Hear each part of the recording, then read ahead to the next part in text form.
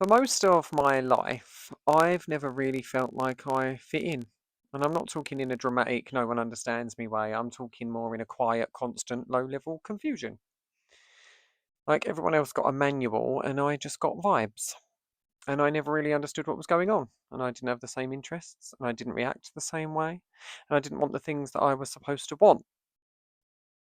And I didn't know that that was a problem until people reacted like it was. Because growing up, a lot of my interests didn't match my gender. And I didn't have the language for that. I didn't have an explanation. I didn't know I was doing anything wrong. I just do something I like, and then someone would look at me differently, or tell me off, or laugh, or I don't know, correct me in some way. And that's how I learned the rules. Not through guidance, but through other people's reactions. Like for being told off for playing with makeup as a child. I was a boy, and apparently that mattered. But my brain couldn't understand why. And no one could explain it in a way that made sense. It was always just, you can't, that's not for you, stop. And when you don't understand why something is wrong, you don't learn the rule. You learn shame. So I just stopped participating, not just in makeup, in myself, for most of my life. I learned very early that wanting things came with consequences. So I adapted. And I learned how to hover at the edges. And I learned how to look involved without fully integrating. How to be present without being seen. Even when it looked like I belonged, I never fully did. And that didn't stop in childhood. I just took that into adulthood with basically better social skills and worse exhaustion. Because here is my truth. I don't really know how to be. I imitate. I copy the people around me.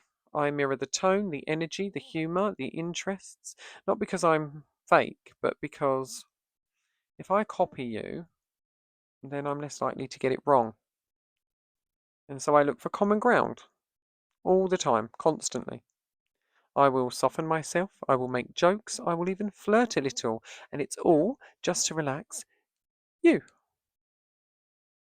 Not because I'm confident, but because if you feel comfortable, then my nervous system finally gets to stand down.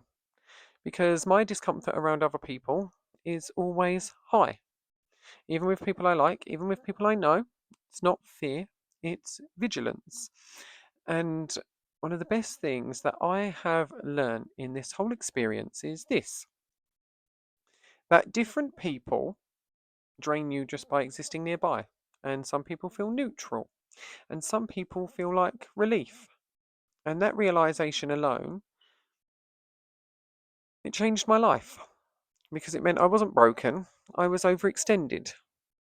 But the uncomfortable follow up is that when I finally find someone safe, I give too much. I offload, I lean, and I let my guard drop all at once. And without meaning to, I ask them to carry the emotional weight that I have been carrying inside for years. And it's not because I want to, it's because my body basically finally feels like it can breathe. And that is my cycle. I mask, I adapt, I hold it together, I find safety, and then I collapse, and then rinse and repeat. So if you've ever felt like you're always slightly out of sync, you learned, I don't know, who to be by watching and not feeling, and you're good with people, but they exhaust you, and you don't feel wrong, you just feel misplaced, and then you're not alone. You didn't fail at being human. You just learned to survive in a world that corrected you before it understood you. And yes, I'm still learning how to exist without copying, and I'm still learning how to take up space without rehearsing it first. And I'm still learning that I don't need permission to like what I like. But at least now I know why. And honestly, that is a start. This is Unhinged. I'm Jade James, and I'll see you next time.